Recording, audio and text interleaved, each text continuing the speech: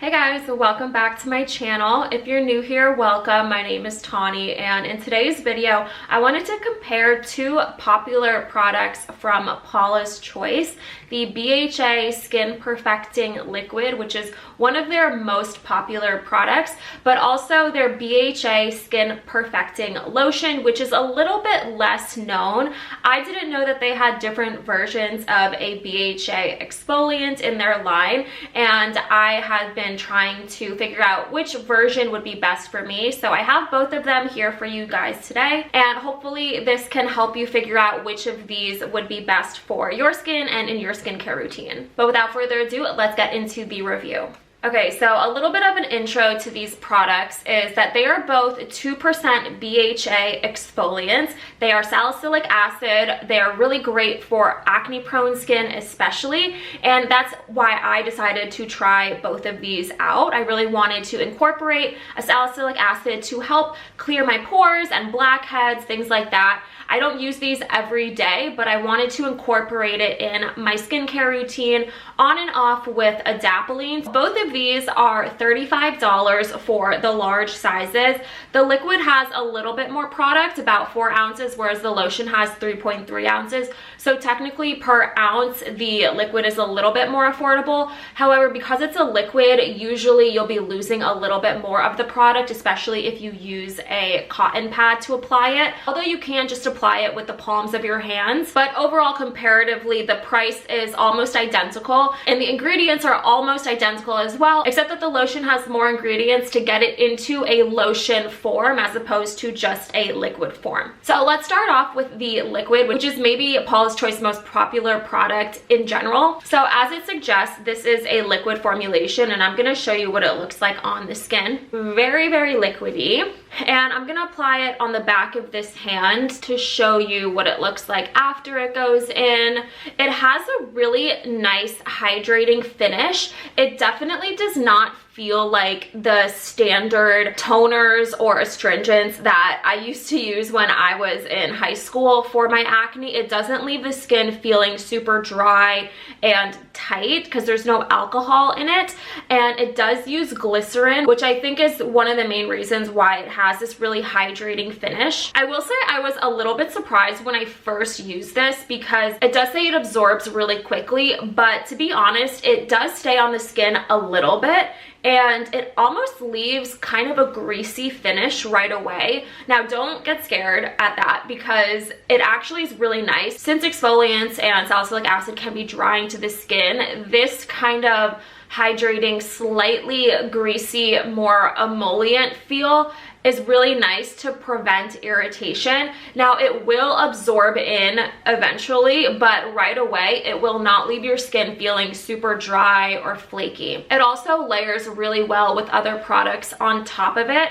So if you put lotions on top, this is not going to pill, and is one of the main reasons why I actually prefer this version over the lotion version. And I also really like how the ingredients in here are very minimalistic. There are only a handful of ingredients, and I've checked both of these products on multiple online pore clogging ingredient checkers, and neither of these seem to have any pore clogging ingredients, which is great. So after a couple minutes, the product has absorbed, but it still leaves a very hydrating feel on top of the skin.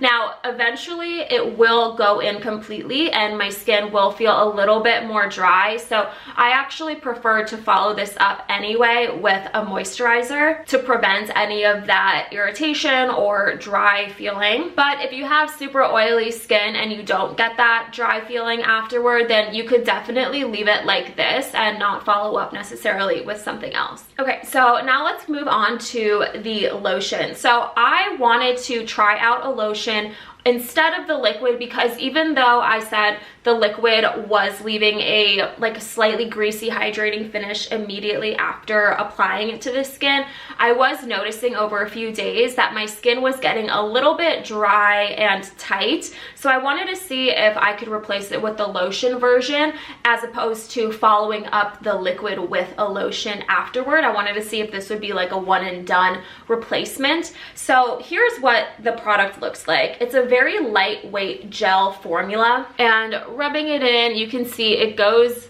in almost immediately. There's no streaking, it's not too heavy, and this does absorb pretty quickly. I'll let it just air dry for a couple seconds and show you afterward. This actually has a little bit more of a mattifying finish than the liquid right after applying it, which is interesting. I thought that this would have a little bit more of a hydrating finish, but it goes on pretty matte at the end. It absorbs, I think, a little bit more quickly than the liquid, and it does have a few more hydrating ingredients, but if I'm being completely honest, I think that both of these versions actually end up drying my skin out the same amount at the end. And my one other gripe with this version, the lotion version, is that it does seem to leave a slight film on the skin and pill a little bit under other products. So if you're going to be using another moisturizer or lotion or maybe makeup on top of this,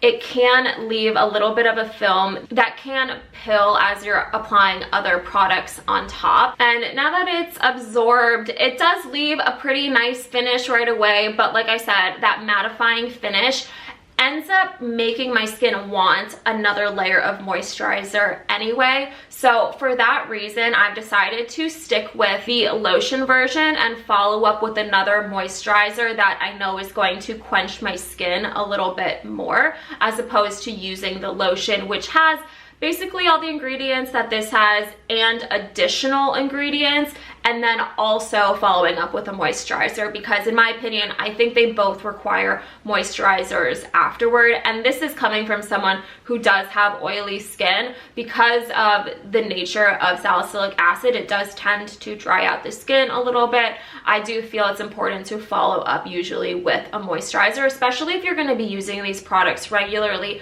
or with any other types of drying ingredients like retinoids or benzoyl peroxide. So overall, I do really like the liquid product, but I will say I do still like using the lotion version for other parts of my body. So I'm just gonna use the rest of this bottle on my arms, and having a lotion to apply on larger areas of my body is pretty easy. That is one of the benefits about the lotion form. It's just a little less messy than having a liquid that can spill everywhere.